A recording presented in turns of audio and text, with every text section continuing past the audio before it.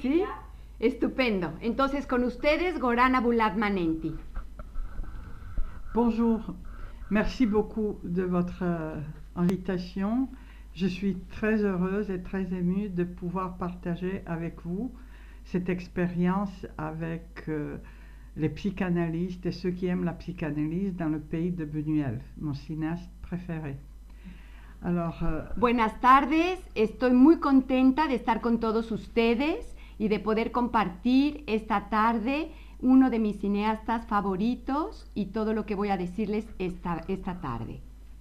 le titre de mon intervention, plus précisément, est Fantasmes et activités de prostitution dans un cas de mélancolie. El título de mi intervención es Fantasmas y actividades sexuales en un caso de melancolía. La mélancolie est un des concepts les plus énigmatiques depuis la nuit des temps. La melancolía es uno de los conceptos más enigmáticos desde todos los tiempos.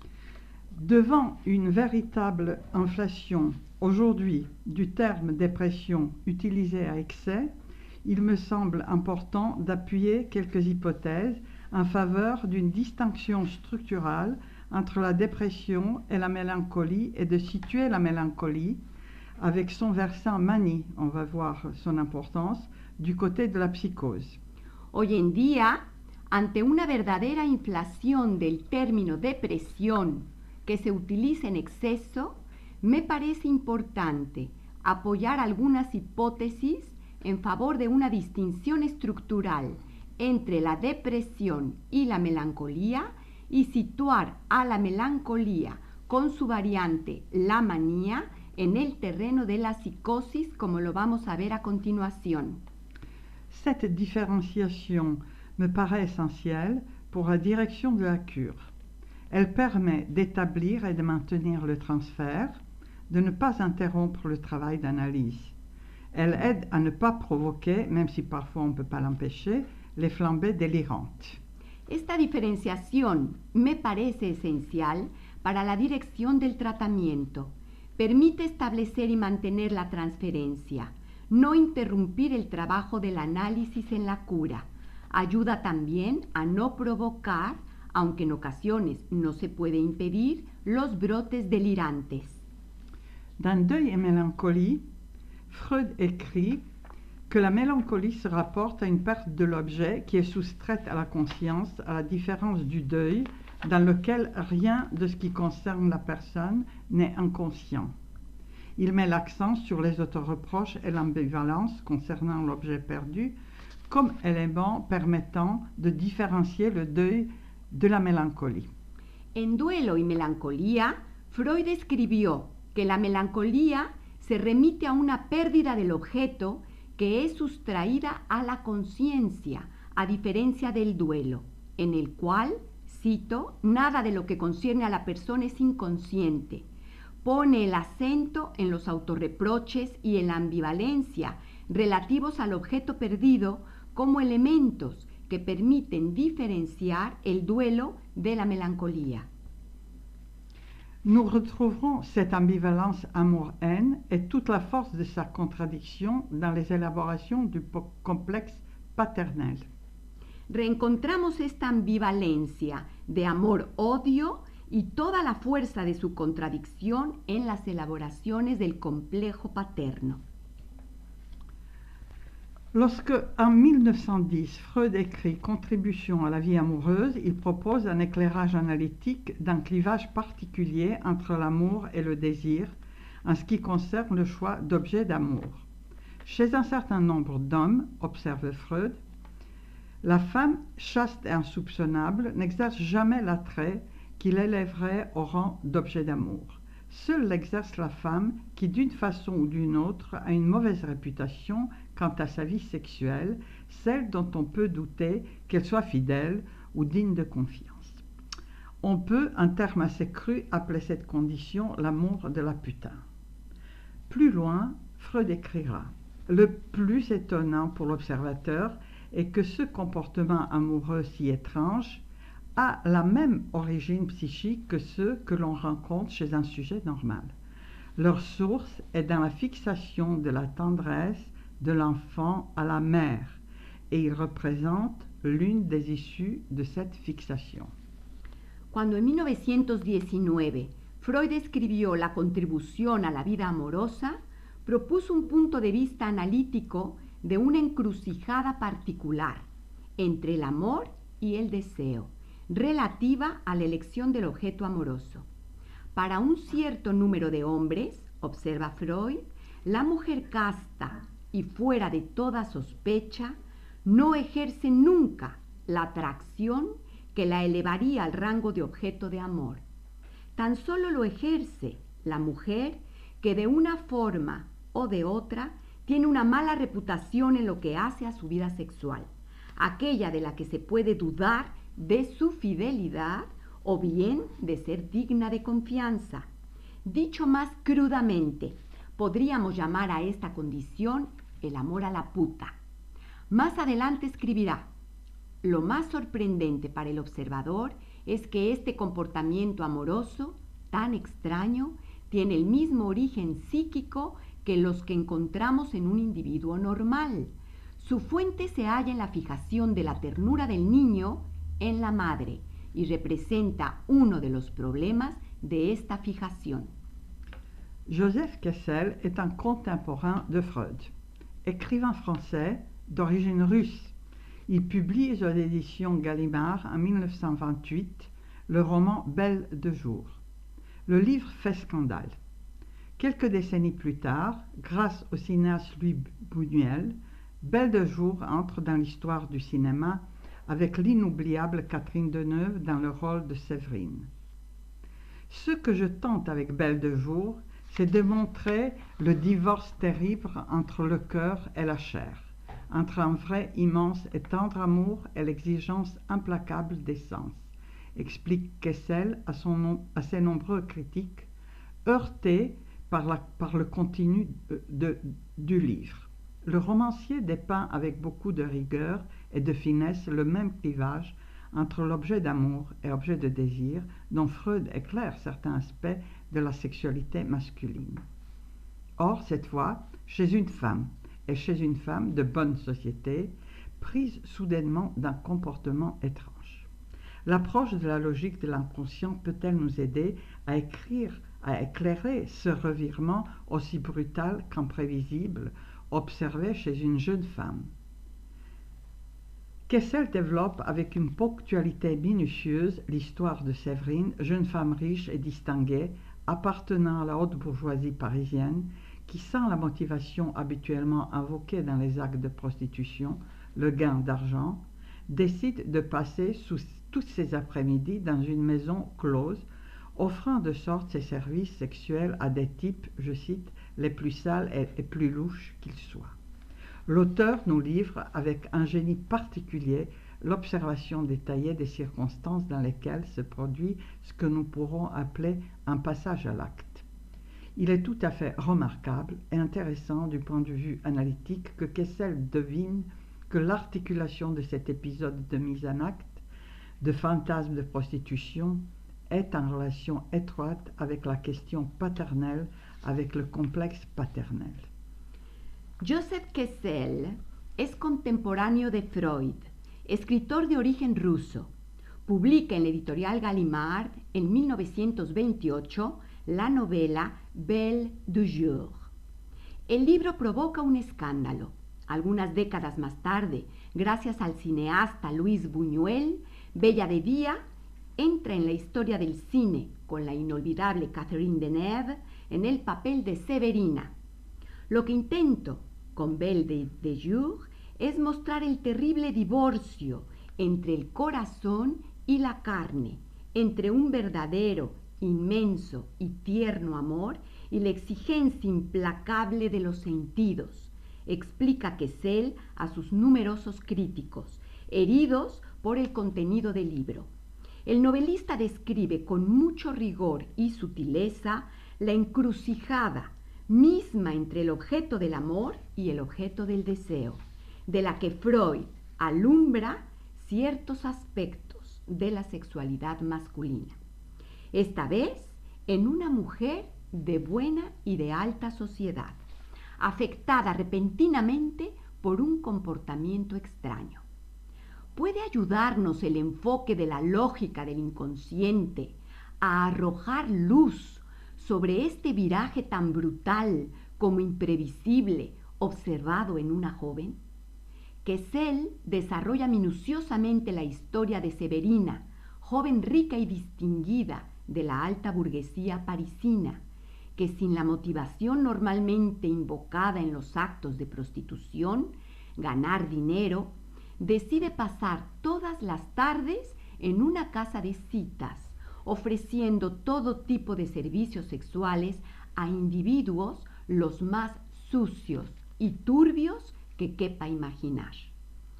El autor nos ofrece con un talento especial la observación detallada de las circunstancias en las que se produce lo que podríamos definir como un pasaje al acto. Es completamente remarcable e interesante desde el punto de vista analítico que Quesel adivine que la articulación de esta puesta en acto del fantasma de la prostitución está en estrecha relación con la cuestión paterna, con el complejo paterno. C'est justement ce paradoxe des deux pères, père vivant et père mort, des deux séquences du fantasme dont une face reste toujours occultée. Tant que le père est vivant, la jouissance reste interdite, et lorsque on est du côté de la jouissance, le père est déjà mort, donc il n'y en a plus, qui est montré dans Belle de jour. Quesel nous laisse comprendre que la possibilité d'une adresse symbolique se maintenait pour Séverine grâce au rôle protecteur, paternel de son mari, médecin réputé. Elle le vénère, mais ne le désire pas. Es justamente esta paradoja de dos padres, el padre vivo y el padre muerto, de dos secuencias del fantasma, del cual una cara queda siempre oculta. Mientras el padre está vivo, el goce queda prohibido, y del lado del goce, siempre porque ya está muerto, la que se muestra en la bella de día. Quesel nos deja entender que la posibilidad de una dirección simbólica manteniéndose para Severina es gracias al papel protector de su marido, un médico reputado que ella venera pero que no desea. Les premières pages du roman nous apprennent par exemple que la jeune femme n'éprouve aucun plaisir avec Pierre Cérizy, qui pourtant elle aime éperdument. Le couple vit dans un équilibre aussi parfait que précaire.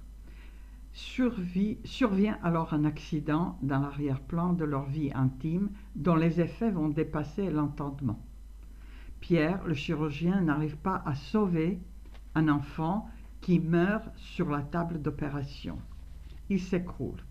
Nous allons voir plus tard l'importance de ce fantasme de sauveur. À partir de ce moment, un bouleversement complet va se produire dans la vie de Séverine, un lien avec quelque chose qui s'apparente plus à une éruption brutale de l'angoisse de mort qu'un deuil véritable. Qu'est-ce écrit? Séverine se surprit à répéter son nom comme si elle eût voulu le remplir de substance. Nous savons l'importance du nom dans la psychanalyse. Et plus loin, elle eut l'impression qu'un soutien si constant qu'elle n'y prenait plus garde se dérobait tout à coup, qu'elle trébuchait. Suite à cet affaiblissement de l'image protectrice de Pierre, Séverine tombe très gravement malade. Las primeras páginas de la novela nos muestran que la joven no experimenta ningún placer con Pierre Cérizy, a quien sin embargo ama locamente, su marido. La pareja vive en un equilibrio tan perfecto como precario. Entonces ocurre un incidente en el trasfondo de su vida íntima cuyos efectos sobrepasarán la capacidad de comprensión. Pierre, el cirujano, no consigue salvar a un niño que muere en el quirófano. Entonces Pierre se derrumba. A partir de ese momento, la vida de Severina quedará completamente trastornada por algo que se parece más a una irrupción brutal de la muerte que a un luto verdadero. Quesel escribe: Severina se sorprendió repitiendo su nombre como si hubiera querido llenarlo de sustancia. Y más adelante dice: tuvo la impresión de que un apoyo tan grande que ella no tenía en cuenta se ocultaba de repente y que ella empezaba a vacilar. Después de este debilitamiento de la imagen protectora de Pierre, su marido, Severina cae gravemente enferma. Mais Kessel écrit que cette déception concernant son mari lui donnait tout d'un coup un nouvel élan. Assistons-nous à la mise en place d'un accès maniaque tel un rempart fragile dans l'effondrement mélancolique? Avec la transformation de Séverine, épouse fidèle, froide, paisible, en belle de jour, fille de joie, nous avons très probablement ce qui pourrait s'apparenter a un passage a l'acte. Quesel escribe que después de este derrumbamiento del marido, Severina queda en un abismo. Asistimos probablemente a la puesta en funcionamiento de un acceso maníaco, una muralla frágil en el hundimiento melancólico.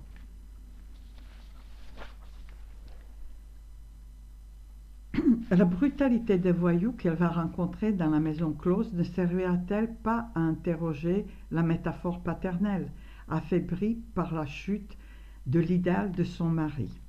Elle jouit là où elle n'aime pas. Rien n'arrêtera plus cette quête effrénée de plaisir interdit. La brutalidad de estos canallas con los que ella va a encontrar en la casa de citas el placer, ¿le servirá para cuestionar la metáfora paterna, me pregunto yo, debilitada por la caída del ideal de este marido? ¿Disfruta de aquello a lo que no ama? Nada va a detener esta búsqueda que ella tiene y que está desenfrenada de un placer prohibido. Son amour restera pourtant réservé à Pierre, réduit par ses soins à l'incarnation même de l'absence et de l'impuissance. Car un de ses clients préférés, un voyou notoire joué dans le film par Pierre Clémenti, blesse le malheureux mari dans une crise de passion jalouse. Cérizy restera à jamais tétraplégique. No obstante, el amor de Severina va a quedar siempre reservado para Pierre, su marido, reducido por sus cuidados a la encarnación de la ausencia y de la impotencia, porque uno de sus clientes preferidos, un canalla confeso, que va a estar hecho el rol en la película por Pierre Clémenti, hiere al desgraciado marido en una crisis de celos, y entonces el marido de Séverine, Pierre, va a quedar tetrapléjico para siempre. Dans le fantasme de prostitution, il s'agit de séduire le père parmi les inconnus qui passent. Il s'agit de trouver un père pour essayer d'exercer, par la force de ses charmes, une maîtrise sur son désir. Gérard Pommier remarque avec pertinence dans son magnifique ouvrage Louis du néant ou la mélancolie d'Althusser ce que l'observation clinique nous démontre tous les jours. Déstabiliser la question du père peut déclencher un délire ou une chute mélancolique chez un sujet psychotique. Le rapport du sujet au père concerne le complexe paternel, le traumatisme sexuel. Freud ne traite pas le père comme une personne, mais parle de complexe, toujours il parle de complexe paternel. Quant au sujet psychotique, il développe le complexe d'Oedipe, mais il lui est impossible d'effectuer le meurtre symbolique de ce père, d'agir en son propre nom. En el fantasma de la prostitución se trata de seducir al padre entre los desconocidos que pasan. Se trata de encontrar un padre para intentar ejercer, mediante la fuerza de sus encantos, un dominio sobre su deseo. Gérard Pommier señala atinadamente en su libro Louis du néant o la melancolía d'Althusser lo que la observación clínica nos demuestra todos los días. Desestabilizar la cuestión del padre puede desencadenar un delirio o una caída melancólica en un sujeto psicótico. La relación del sujeto con el padre concierne al complejo del padre, el trauma sexual. Freud no trata al padre como una persona, sino que habla del complejo paterno, por lo que hace al sujeto psicótico desarrollar el complejo de Edipo, pero le resulta imposible llevar a cabo la muerte simbólica del padre, actuar en su propio nombre. Je vais maintenant parler d'un cas clinique. Ahora les voy a hablar de un caso clínico. Alice a 22 ans lorsqu'elle vient me voir pour la première fois. Es Alice, le vamos a llamar así a la analizante, tiene 22 años cuando viene a verme por primera vez. Elle est adressée par un médecin généraliste qui la décrit comme une jeune fille brillante mais perdue dans le tourbillon de la modernité. Ella viene porque me la envía un médico general que la describe como una joven brillante, pero que está perdida, según el médico, en el torbellino de la modernidad. Alice a déjà en poche un diplôme d'une grande école et une place dans une administration publique. Très précoce depuis toujours, excellente élève, premier prix au conservatoire de danse, elle avoue avoir régulièrement des difficultés à cause de son franc-parler et quelques excentricités dans ses tenues vestimentaires se réduisant à peu de choses. Me doy cuenta de que Alicia tiene un recorrido importante a nivel de sus estudios. Ya tiene en ese momento diplomas de administración pública. Siempre ha sido muy precoz, ha sido una alumna excelente, ha tenido el primer premio en el Conservatorio de Danza, pero también confiesa que atraviesa por dificultades a causa de su gran franqueza y de que tiene algunas excentricidades en su manera de vestirse que son más bien escasas. Elle a déjà vécu un épisode dépressif à l'âge de 18 ans pour lequel elle était hospitalisée. Alice est née en effet après un enfant mort en bas âge dont elle porte le prénom. De plus, le mois et le jour de naissance coïncident. Seule l'année diffère. De plus, oui, vas-y. Alicia a los 18 años ya ha tenido un periodo importante depresivo y ha tenido intento de suicidio, por lo cual ha estado hospitalizada. Me dice que ella nació tras la muerte de una niña cuyo nombre ella lleva, es decir, que la hermana de ella llevaba el nombre de Alicia y le ponen el mismo nombre. Además, el mes y el día del nacimiento de la paciente coïnciden, lo único que difiere es el año. En fait, je peux le dire ici, il s'agit de deux sœurs jumelles mortes avant sa naissance dont elle porte le prénom composé. Aquí se los puedo decir, se trata de dos hermanas gemelas que nacieron al mismo tiempo y ella es la que va a tener el nombre de la hermana que ha muerto. Comme par exemple Marie-Alice, voilà, quelque chose comme ça. Algo así como María Alicia o una cosa así. No dice el nombre verdadero, Oui. la cambia. Ses parents lui ont caché longtemps ce deuil. Elle a découvert l'existence de ses sœurs mortes par hasard en trouvant le livret de famille. Je me rappelle avoir vu mon propre prénom, mes propres prénoms avec mention décédée, morte. Sus padres le ocultaron durante mucho tiempo este fallecimiento y ella descubrió la existencia de la hermana muerta por casualidad al encontrar en lo que llamamos acá en Europa el libro de familia, que es en donde se registran todos los hijos. Entonces la paciente dice, recuerdo haber visto mi propio nombre con la mención fallecida, es decir, muerta. J'ai eu une impression d'une grande étrangeté, me dit-elle. À ce moment-là, ensuite, j'ai continué à lire et j'ai compris que j'avais des sœurs. J'ai demandé immédiatement à aller sur leur tombe, mais ma mère a refusé en hurlant. Tu ne peux pas me faire ça. En aquel momento tuve una impresión de una gran extrañeza y enseguida seguí leyendo y entonces comprendí que yo había tenido una hermana. Fui con mis padres y exigí inmediatamente acudir a la tumba de mi hermana, pero mi madre se negó gritándome, tú no puedes hacer eso. Sa mère est décrite comme froide et dépressive, incapable de la prendre dans ses bras, très critique à son égard, exigeant des résultats scolaires hors pair, sans jamais pouvoir pardonner à sa fille le moindre faute ou bêtise. Alice la considère comme dure, mais par contre très juste. Elle continue à écrire en 3 exemplaires des lettres qu'elle adresse a ses 3 enfants par souci de transparence. Alicia describe a su madre como fría y depresiva, incapaz de tomarla en sus brazos, muy crítica con ella, le exige resultados escolares enormes, jamás le perdona la más mínima falla ni tontería. Alicia la considera dura, pero, por el contrario, él le pone los significantes de una madre muy justa. Continúa escribiendo en triplicado de cartas que va dirigiendo a sus 3 hijos por un deseo que ella llama de transparencia. Le père semble maternel à outrance, adressant à sa fille une demande quasi quotidienne de le rendre grand-père. Ses parents ne parlent jamais de leur fille morte. El padre se dirige siempre a su hija pidiéndole constantemente y casi a diario que lo haga abuelo, pero sus padres jamás le hablan de esta hija que ha muerto.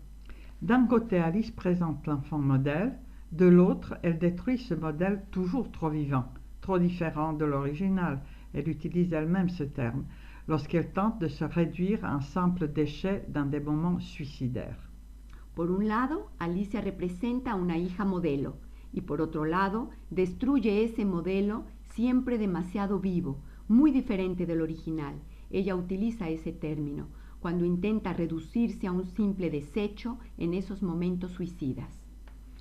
Alice me dit se sentir complètement désespérée suite à une déception sentimentale. Son amoureux, avec qui elle a passé 2 ans, l'a quittée il y a quelques mois. Depuis, elle n'arrive plus à remonter à la surface. Elle me dit voir son amant partout, dans le métro, dans son lieu de travail, dans les cafés. Il surgit devant mes yeux, tout d'un coup, cela me fait peur. Face à ces visions, elle s'enfuit littéralement et il lui arrive d'être obligée tout d'un coup de quitter une réunion de travail et de courir dans les couloirs, terrorisée. Ce comportement est qualifié d'inadapté et d'hystérique surtout. Elle est priée de donner sa démission. Alice me cuenta que se siente completamente desesperada a raíz de un desengaño sentimental. Su novio, con el que pasó 2 años, la ha dejado hace unos meses. Tras estos meses, ella no consigue salir a flote. Dice ver a su novio en todas partes, en la calle, en el metro, en su lugar de trabajo, en los cafés. Aparece repentinamente ante mis ojos, lo que me da un miedo terrible, dice ella. Se enfrenta a estas visiones que surgen sin el menor aviso, huye literalmente e incluso llega a verse obligada a abandonar una reunión de trabajo y correr por los pasillos aterrorizada. Este comportamiento es calificado por los médicos de inadaptada y de histérica. Le ruegan que presente su dimisión. Face aux critiques de son entourage professionnel, elle ressent une envie irrésistible de se pendre. Teniendo entonces ella este enfrentamiento a todas las críticas en su entorno profesional, siente un deseo irrésistible de ahorcarse. Freud nous dit que dans la psychose, le monde extérieur n'est pas du tout perçu, ou bien sa perception reste complètement inopérante. Or, dans la Mencia, non seulement l'admission de la nouvelle perception est refusée, mais le monde intérieur, qui jusqu'alors est en qualité de copie du monde extérieur représentait ce dernier, se voit retirer sa signification, son investissement. Le moi se crée autocritiquement un nouveau monde, extérieur et intérieur à la fois. Ce nouveau monde est bâti selon les désirs du ça, et le motif de cette rupture avec le monde extérieur, c'est que la réalité s'est refusée au désir d'une façon grave, apparue comme intolérable. Freud nos dice que en la psicosis el mundo exterior no se percibe del todo, o bien su percepción es completamente inoperante. Ahora bien, en la amentia no tan solo se rechaza la admisión de la nueva percepción, es decir, la investidura, sino que también se retira la significación del mundo que hasta el momento, en calidad de copia del mundo exterior, representaba a este último. El yo se crea autocráticamente un nuevo mundo, interior y exterior a la vez. Este nuevo mundo se va a construir de acuerdo a los deseos del ello, y el motivo de esta ruptura con el mundo exterior es que la realidad se niega al deseo de una forma grave e intolerable. De temps en temps, Alice mendie dans la rue. Une activité sexuelle extrêmement importante se met en place avec un fantasme de prostitution. Elle projette de demander de l'argent aux hommes. Cette idée revient avec insistance. Le rôle du fantasme est d'assurer la possibilité d'une jouissance, nous le savons, de la projeter à l'avenir. Il met entre le réel et le symbolique un imaginaire qui assure l'illusion nécessaire. Le fantasme est donc le moteur et le tampon entre le réel et la réalité. Il crée la réalité. De vez en cuando, Alicia mendiga en la calle, para ver, dice ella, si puedo apañármela sola, si todo se me derrumba. Una actividad sexual extremadamente importante se desarrolla en ese fantasma de prostitución. Su intención es pedir dinero a los hombres. Esta idea le reaparece con insistencia. El papel del fantasma es el de asegurar la posibilidad de un goce, de proyectarlo en el futuro. Coloca un imaginario entre lo real y lo simbólico como garantía de ilusión. El fantasma es, por lo tanto, el motor y el tampón entre lo real y la realidad. El fantasma crea la realidad. Le fantasme de séduction recherche, dans la mesure où la jouissance de la mère est visée, la mise à mal du père. Dans le fantasme, une certaine présentation du père est symbolisée par une autre présentation du père. Dans un premier temps, le père est à tuer et dans un deuxième temps, le cadavre est évacué, remarque Gérard Pommier dans son livre sur la mélancolie d'Althusser. Il souligne que la séduction hystérique après la chute d'un père, séduit, il n'occupe plus cette place du père, trouve son issue dans la dérobade, tandis que dans la mélancolie, il n'y a pas de fuite, l'ombre de l'objet tombe sur le moi. Le père tué est introjecté et le sujet chute avec son corps qu'il n'arrive pas à évacuer. Car dans la mélancolie, le père n'est pas symbolisé, il est imité sur le mode fétichiste. Pommier rappelle l'importance de l'articulation de la question du sexe a la question du père mort.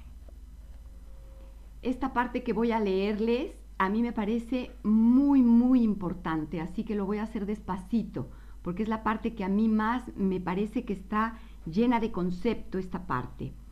Dice, el fantasma de la seducción busca, en la medida en que el goce de la madre es autorizado, el daño del padre. En el fantasma, una cierta presentación del padre es simbolizada por otra presentación del padre. En un primer momento, el padre está ahí para ser asesinado y luego el cadáver es evacuado, señala Gérard Pommier en su libro sobre la melancolía de Althusser. Subraya que la seducción histérica tras la caída de un padre seducido ya no ocupa este lugar, encuentra su salida en la evasión, mientras que en la melancolía no hay huida posible.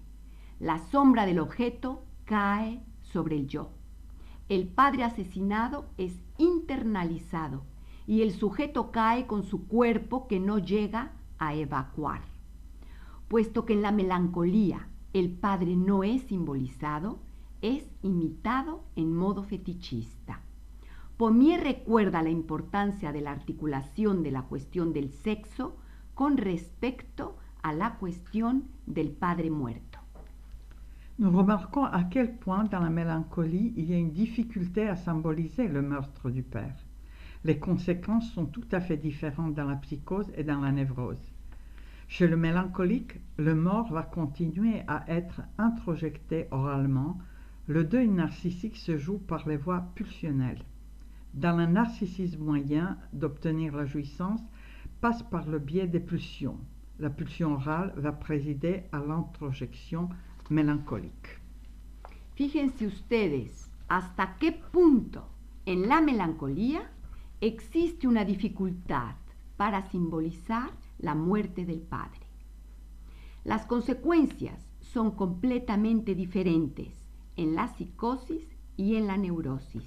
En el melancólico, la muerte continuará siendo internalizada oralmente.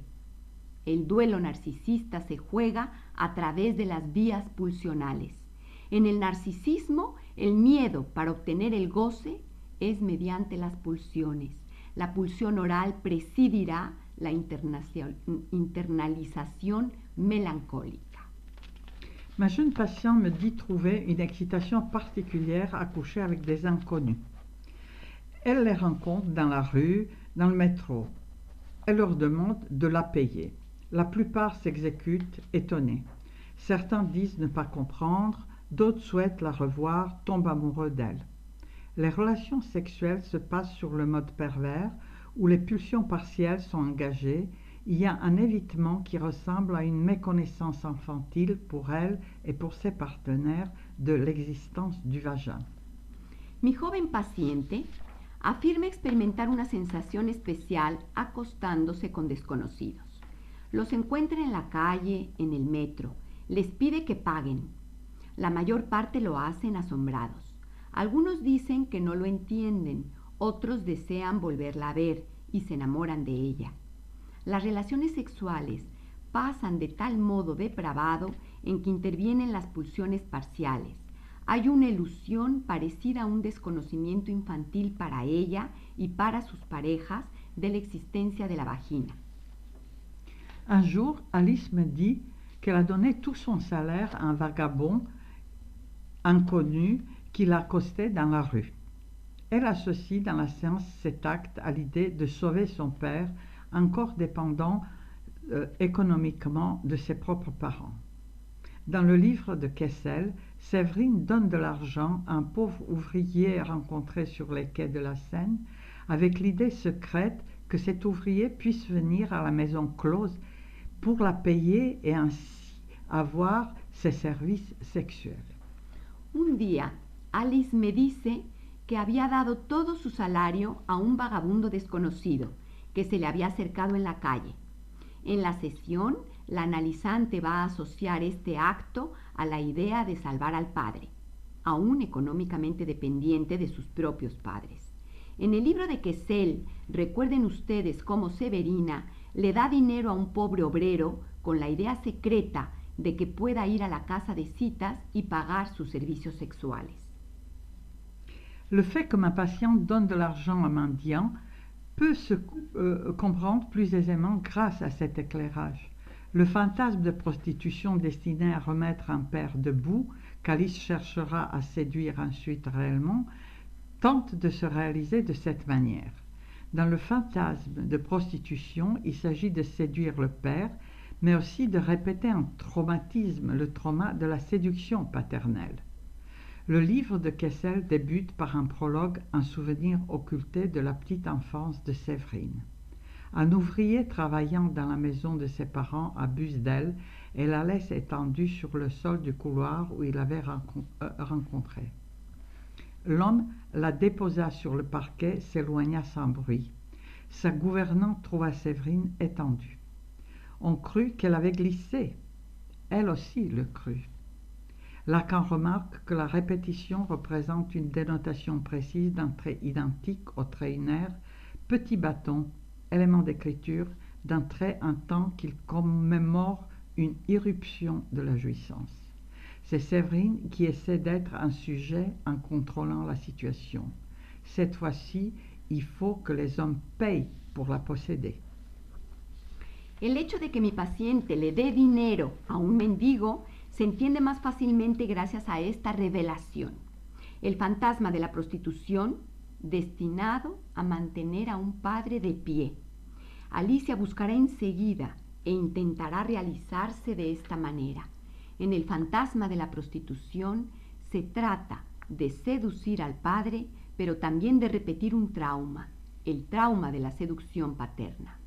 El libro de Quesel comienza con un prólogo, un recuerdo oculto de la primera infancia de Severina. Un obrero que estaba trabajando en casa de sus padres abusa de ella y la deja tendida en el suelo del pasillo donde la había encontrado. El hombre la depositó sobre el parquet y se alejó sin hacer ruido. La gobernanta encontró a Severina tendida. Pensó que había resbalado. Ella también lo creyó. Lacan señala que la repetición es una indicación precisa de una línea idéntica al rasgo unario, elemento de escritura de un rasgo, en tanto que conmemora una irrupción del goce. Es Severina quien intenta ser un sujeto controlando la situación. Esta vez será preciso que los hombres paguen para poseerla. À un moment déjà avancé de la cure, Alice fait un rêve. Elle est dans des bois, en voiture, avec des femmes. Elle ne retrouve plus son chemin. Elle associe ce rêve à un souvenir d'enfance qui l'a, dit-elle, beaucoup marqué et où son père traversait un bois en voiture avec elle et ses autres enfants. Elle se rappelle qu'une autostoppeuse était là.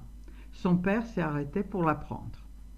Il veut l'amener, mais cette femme se fâche en le traitant d'abruti. « Il y a des enfants, lui crie-t-elle. Assurément, c'était une prostituée, conclut Alice. Elle ne s'en est pas rendue compte. J'arrête la séance sur ce lapsus. Elle, au lieu de il, qu'elle a utilisé pour désigner son père. Cette coupure et les séances qui s'ensuivent donneront la place à une nouvelle question inattendue, étonnante. En un momento determinado va a haber un sueño que Alice me explica. Ella está en un bosque, en un coche con unas mujeres y no encuentra el camino. Asocia este sueño con un recuerdo de infancia que dice que la marcó mucho, y en ese recuerdo su padre cruzaba un bosque en coche con sus hijos. Recuerda que la presencia de un autoestopista. Su padre se para recogerla.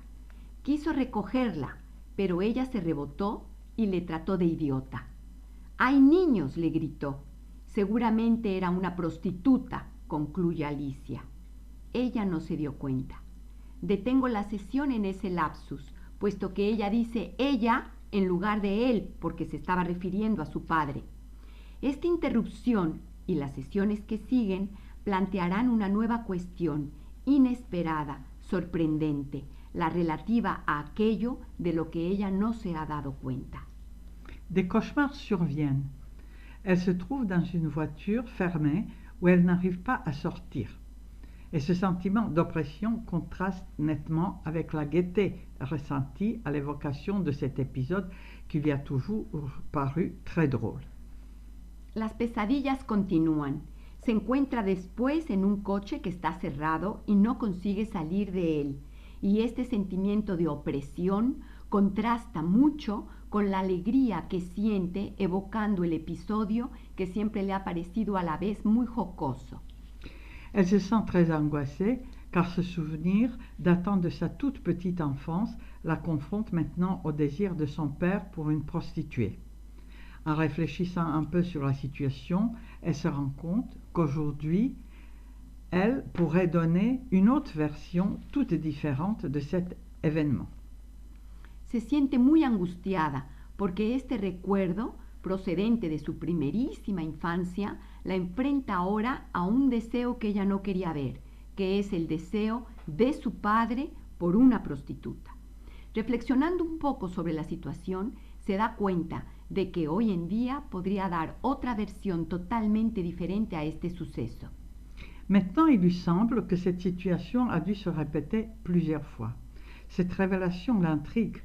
Elle doute de ce qui a toujours paru évident, l'éventualité que son père se trompe plusieurs fois de suite et propose aux dames peu vêtues de les prendre dans son automobile lui paraît tout d'un coup peu probable.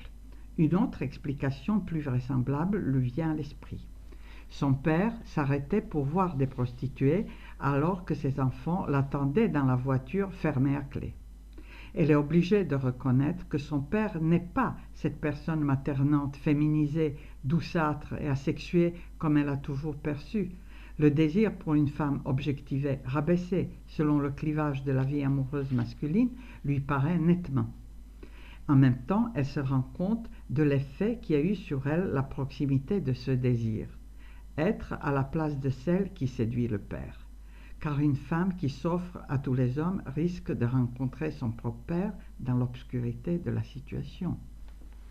Ahora le parece que esta situación debió repetirse muchas veces.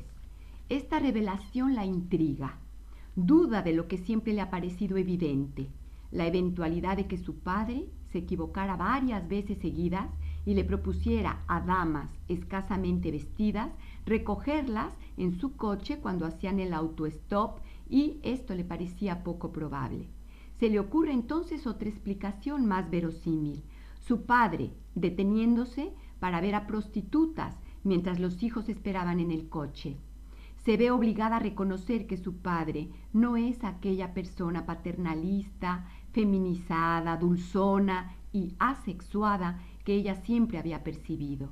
El deseo por una mujer objetivada, rebajada, según la jerarquización de la vida amorosa masculina, se le hace entonces evidente. Al mismo tiempo se da cuenta del efecto que ha ejercido sobre ella la proximidad de este deseo. Ocupa el lugar de aquella que seducía al padre, pues una mujer que se ofrece a todos los hombres se arriesga a toparse con su propio padre en la oscuridad de la situación. Après l'élaboration du rêve, résultat d'un long travail, la question du père séducteur s'est enfin posée. Elle reconnaît qu'elle a pu aussi être séduite. Elle reconnaît quelque chose du père séducteur dans ce qui s'avère être le traumatisme masqué de sa petite enfance. Plus tard, elle prêtera attention aux autres détails de son passé. Son père l'amenait au cinéma voir les films truffés de scènes de sexe et se moquait d'elle lourdement lorsque, très gênée, elle cachait ses yeux avec ses mains. Un père innocent, pur, increvable, chute aussi de son piédestal. Nous pourrions en conclure que le fantasme dans la psychose existe aussi d'une certaine manière, ainsi que la métaphore paternelle, mais qu'il est moins solide, car la proximité de la mère est trop importante lorsqu'il s'agit de la séduction objective, aussi présente que méconnue. À partir de ce moment de la cure, quelque chose va changer. Alice se demande si elle ne se fait pas objet de ces obs. En fait, ce n'est pas moi qui séduis. En fait, c'est moi qui suis séduite, dit-elle.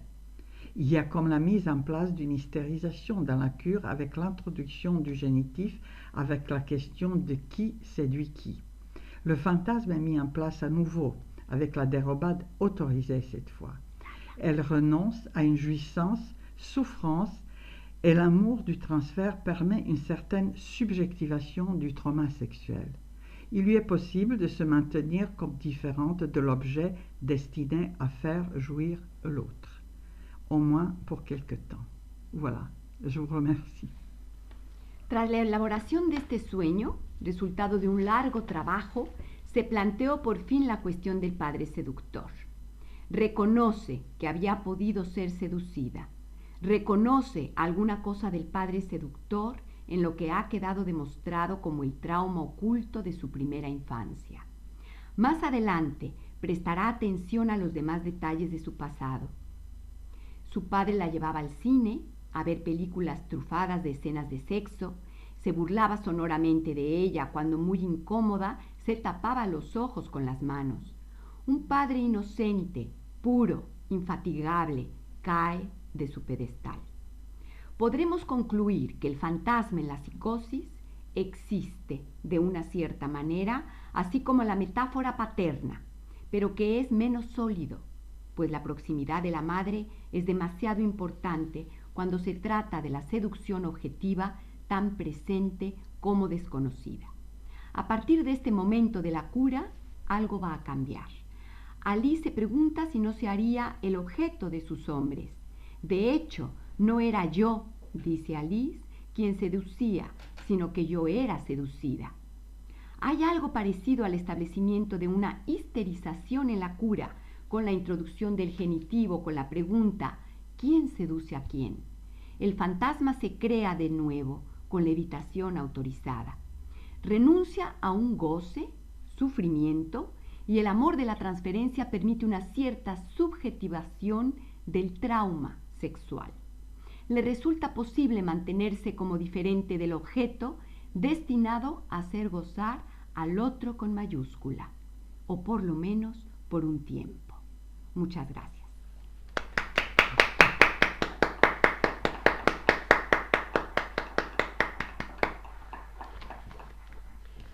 Bueno, pues ahora vamos a pasar a un tiempo, si ustedes quieren y si podemos conectarnos para poder hablar, algún comentario, alguna pregunta que le quieran hacer a Gorana sobre este texto tan magnífico que ella ha traído, con cosas que son muy nuevas, muy de ella y que tienen que ver con su práctica clínica, que es muy importante y que nos permite, desde mi punto de vista, esclarecer muchas cosas sobre la interrogante femenina y sobre el deseo de las mujeres. Así es de que, pues aquí estamos, si quieren algún comentario o hacer alguna pregunta, a ver si nos logramos conectar, querida Laura. Sí, voy a ver si puedo poner la cámara de acá. No está conectada a la nuestra, ¿verdad? Te oímos muy bien y ahora sí te alcanzo a mirar, así que estamos conectados. Sí. Ah, perfecto. Bueno, ¿Vos sabés si alguien se dio alguna pregunta para Gabriela?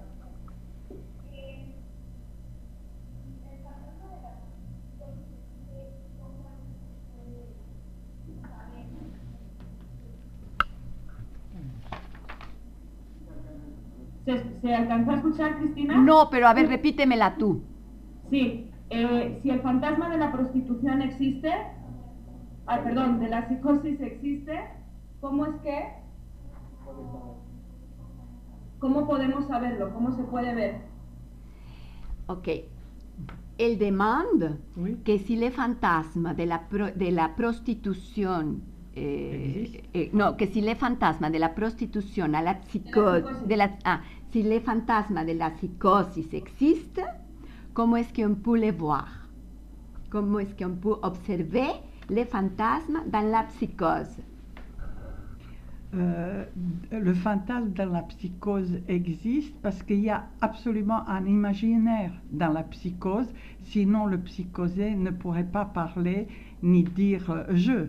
C'est-à-dire, il y a quand même ce fantasme qui est extrêmement fragile, mais qui est là, puisqu'il y a une distance avec le réel. C'est-à-dire, s'il n'y avait pas du tout du fantasme, il serait mort ou le sujet serait inexistant complètement. Mais aucun psychotique n'est complètement psychotique. Il y a toujours un moment où il dit « je », où il peut élaborer certaines choses subjectivement. Gorana contesta que el fantasma en la psicosis definitivamente sí existe, porque hay un imaginario en la psicosis. Dice que los sujetos psicóticos pueden hablar, pueden decir, y en algún momento ellos hablan desde el yo. Entonces, el fantasma en la psicosis es un fantasma frágil, pero está allí. Hay una distinción entre lo real. Si no hubiera un fantasma en la psicosis, entonces el sujeto estaría muerto o bien sería inexistente. No hay un psicótico que sea completamente psicótico desde el momento en el que puede hablar desde el yo. Gracias. Sí. ¿Alguna otro comentario o preguntita? ¿Cómo andamos de tiempo, Laura? Bien, vamos perfecto. Vamos bien. Sí. Estupendo. ¿Alguna otra intervención? ¿Alguna otra duda?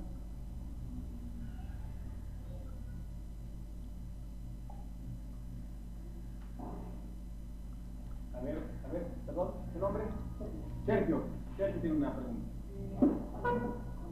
Al final de la película de de Bella de Día,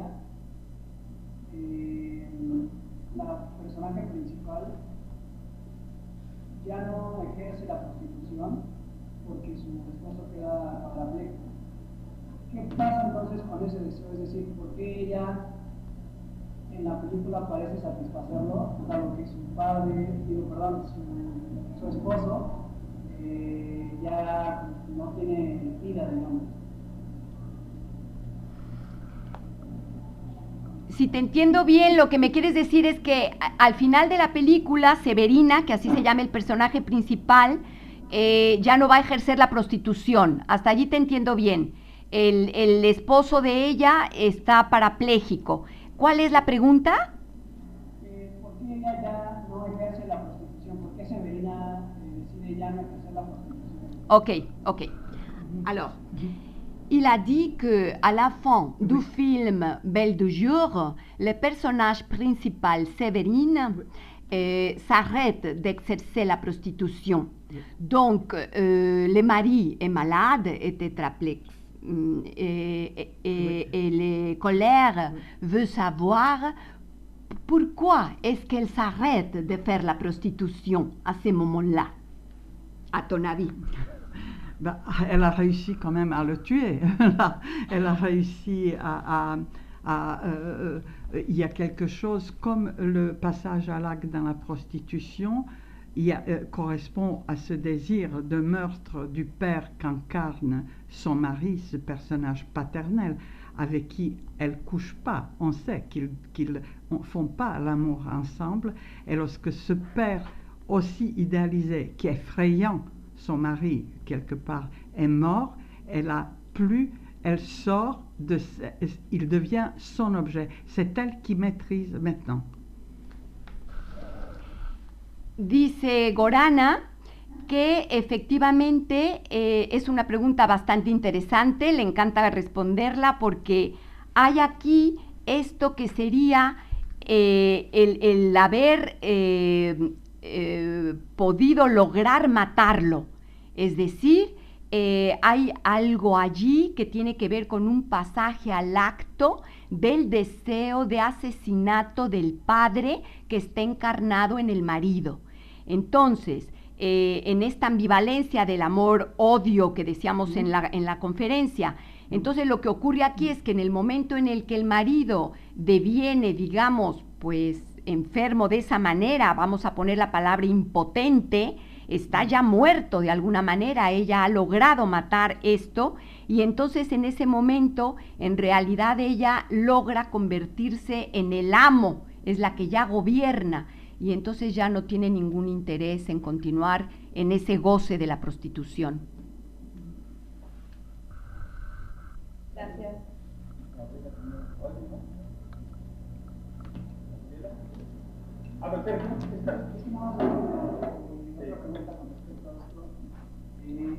Pero igual al final llega el amigo de su esposo y le dice a Severina que le va a decir toda la verdad sobre su vida como prostituta. Entonces este amigo entra, aparentemente le dice a su esposo lo que sucedió y aún así ella no hace nada al respecto. Es en este mismo sentido de que dado que es el amo ahora de la relación, entonces ya no necesita siquiera dar explicaciones.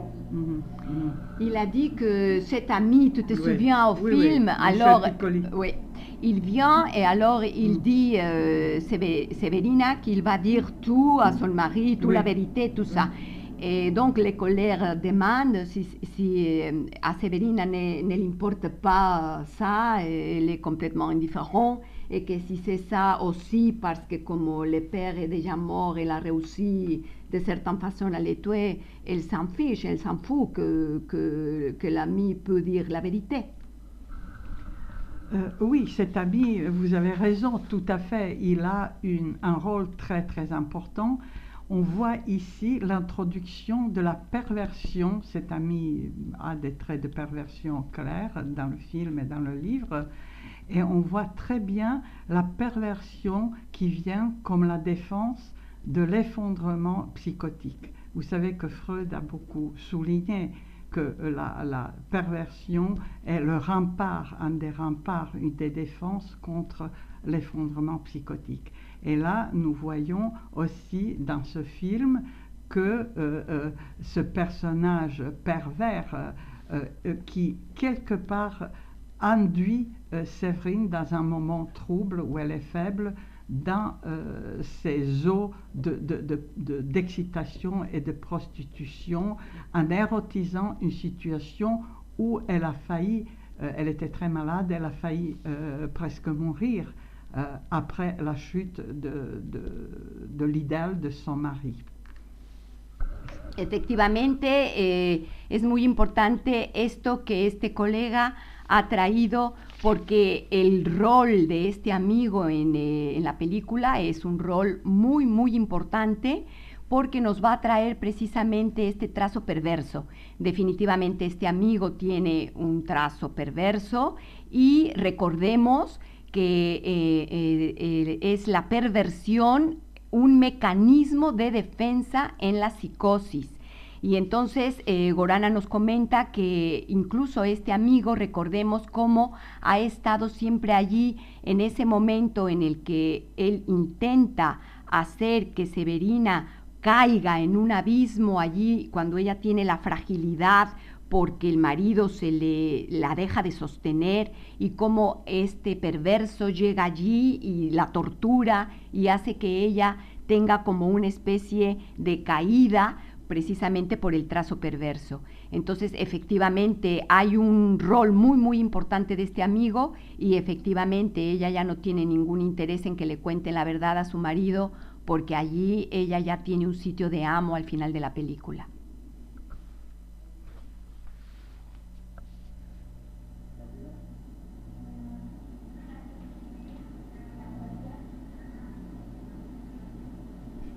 ¿Qué relación tiene la melancolía con la prostitución?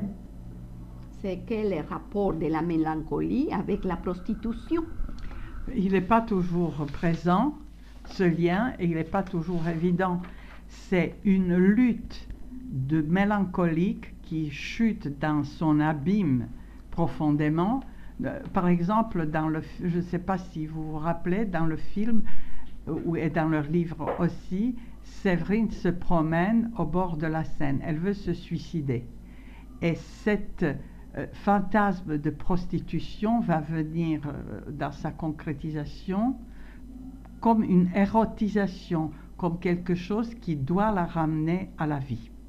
C'est quelque chose où son désir sexuel va lui donner une place de sujet. No siempre la melancolía va a tener una relación con la prostitución, en algunos casos sí, en otros no. Esto es como todo, ya saben, nosotros lo decimos desde el principio como analistas, el caso por caso. En este caso específico, efectivamente, va a haber una lucha de la melancólica, en este caso Severina, que como recuerdan, pues ella se va a abismar profundamente. En un momento determinado ella se pasea al lado del Sena, acuérdense en este momento en la película, ella se pasea, y entonces nosotros podemos ver que allí ella se quiere suicidar. Entonces el fantasma de la prostitución va a ser una cosa que va a concretizar la erotización a la vida. Digamos que el fantasma de la prostitución, en este caso de melancolía, va a ayudar a sacar al sujeto de las ideas suicidas. La perversión, que sería esto, va a salvar al sujeto del abismo, de este agujero negro donde Severina cae, y entonces va a haber un deseo sexual que va a introducirse en el sujeto y que le va a dar un lugar precisamente subjetivo, un lugar de sujeto deseante que lo va a sacar de los pelos de esta melancolía y de este sitio de pulsión de muerte. Elle sort de la passivité. Sale de la pasividad. Gracias. Bueno, me parece importante algo que menciona Sergio del discurso del amo y cómo pensar el fantasma de la prostitución Porque el discurso del amo que propone Lacan empieza en un S1 que va hacia un S2. Es que el fantasma de la prostitución entonces está en el discurso del analista, es decir, de un A que va hacia el sujeto barrado. Il a dit qu'il pense que la question qui a mis l'autre collègue, qui s'appelle Sergio, est très intéressante à propos du maître. Donc, Oui. dans Lacan, le discours de maître va de S1 jusqu'à S2. Oui. Donc, il dit si le fantasme de la prostitution peut être alors des discours de l'analyste, c'est-à-dire de A jusqu'au sujet barré. C'est excellent, oui, c'est exactement ce renversement qui se produit dans la cure. Il y a évidemment que c'est un problème, ce clivage entre l'amour et le désir est un problème qui a à voir avec la position patriarcale, avec la position du maître, et que c'est l'envers direct du discours analítico. Exactamente, eso es lo que ella ha querido plasmar. Este discurso se produce evidentemente porque va a haber este clivaje entre el amor y el deseo, eso que está en lo que llamamos el amor del patriarca. Y entonces va a haber un reverso de este discurso y es allí a donde vamos a llegar, que es al sujeto deseante.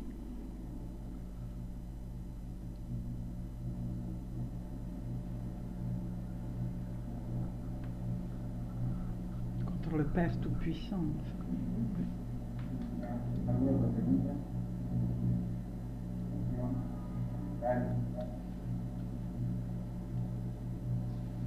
Yo quiero comentarles que ayer, en lo que ustedes se ponen de acuerdo a ver quién más comenta, una pequeña anécdota. Ayer estábamos presentando el libro de Gorana, que yo les comentaba al principio, este libro que hemos publicado de cómo funciona una cura analítica acá en Madrid, y nos comentaban los colegas lo interesante que es el hecho de que desde el discurso psicoanalítico no existe este tipo de prejuicio, porque Gorana comentaba precisamente que una de las motivaciones de escribir este libro era que pudiéramos quitar tanto en Europa como en América este prejuicio justamente sobre la prostitución, esta cuestión que siempre enjuicia y que siempre juzga sin saber realmente cuáles son las causas que puede haber allí.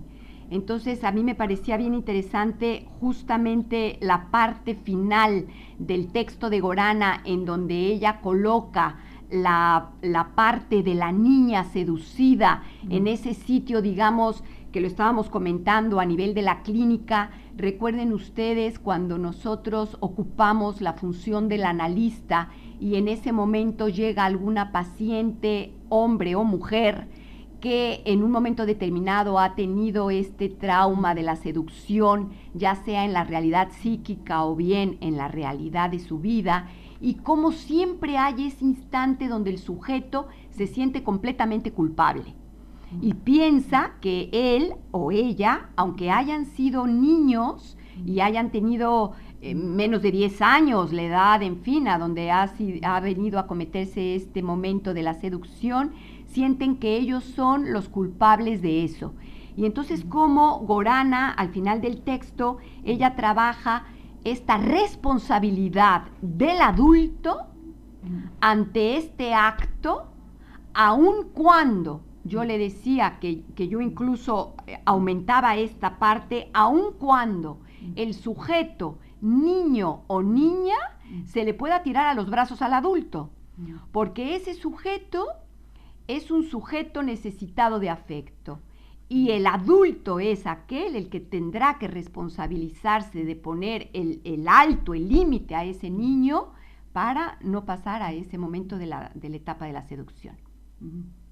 Je voulais vraiment souligner que, évidemment, nous sommes d'accord avec Freud que le fantasme est premier, bien sûr, Mais ce fantasme, s'il reste coincé dans une coïncidence avec un réel viol ou abus, est bloqué, et ensuite la séduction nécessaire pour nous tous dans notre vie, l'hystérisation nécessaire, est complètement impossible. Et pour le débloquer, il faut quelque part arriver à retrouver enseveli sous un tas de couches et de souvenirs les éléments dispersés de cet événement, comme dans le cas de Séverine ou d'Alice dans le cas de ma jeune patiente. En ese punto dice Gorana que efectivamente le interesa señalar que aun cuando desde Freud todos sabemos que existe este fantasma de seducción en la vida de todas las historias de los sujetos, pero que cuando esos eventos han sido incitados por el sujeto adulto, entonces va a haber una represión mayor y algo va a quedar allí bloqueado de una manera brutal, de tal suerte que estos casos, tanto como el de Severina o como el caso que ella nos ha traído de la vida real, que es este caso que ella le ha llamado Alice, pues nos demuestran cómo ese bloqueo, ese boicoteo, porque allí existió la falta de responsabilidad de un adulto de no poner ese límite, y entonces va a quedar allí atorado, estancado en los recuerdos, y podemos ver la diferencia entonces entre el fantasma fundamental freudiano de todas las historias, que todas las historias de los sujetos van a tener su momento del fantasma de la seducción, y aquellos que devienen en la realidad violaciones o abusos.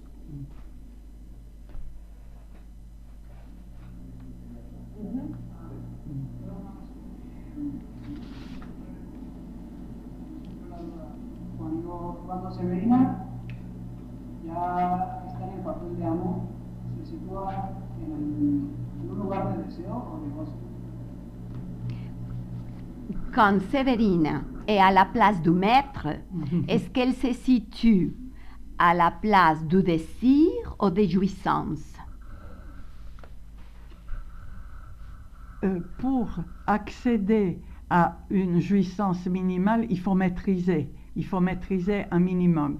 Donc, elle essaye d'attraper sa propre jouissance et de sortir de la jouissance de ce qu'on appelle le grand autre, c'est-à-dire maternel, social, transgénérationnel, tout ce qui l'opprime. Elle essaye, elle, de renverser, comme on avait dit tout à l'heure, cette situation.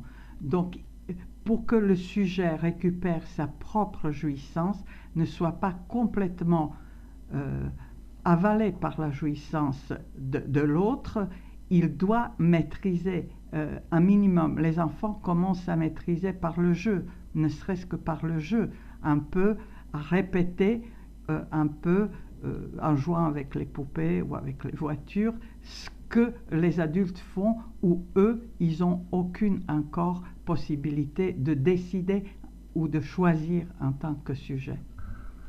C'est un sujet de décider, il est dans le désir. Il est dans le bien sûr. Séverina à la place du maître, effectivement, elle va voir une partie des sujets qui est dans le désir. ¡Ay, perdón! Ya ven los lapsus. A ver, perdón. Severina, en tanto sujeto, efectivamente en el lugar del amo, está en el lugar del deseo y va a tener también su lugar de goce.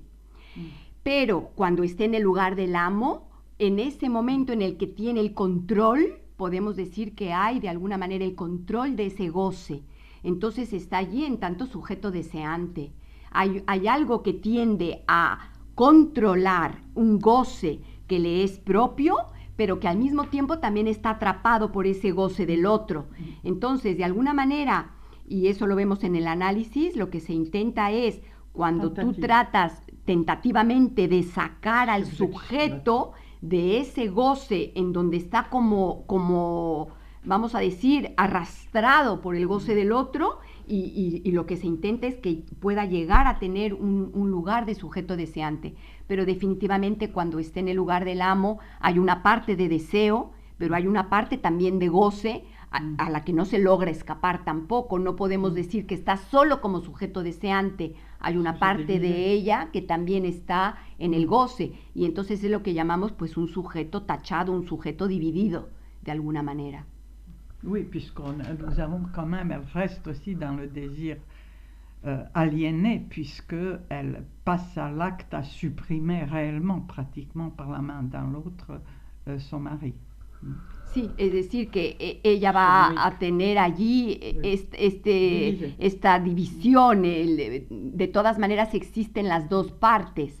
Ella va a tener una división y, como todos los sujetos, de alguna manera, aun cuando estés como sujeto de deseo, no puedes estar como sujeto de deseo sin que haya una parte de goce que te está de todas maneras dividiendo y subjetivizando también.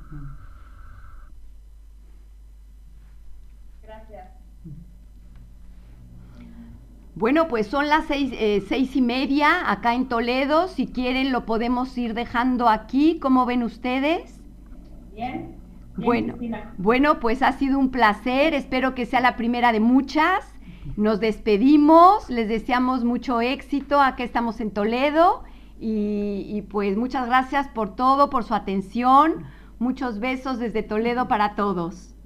Muchísimas gracias y bueno, pues gracias también por estar atendiéndonos y pues por ofrecerse también para la videoconferencia y la disposición. Muchas gracias a ustedes. Hasta la próxima, Puebla. Gracias. Hasta luego. Bye.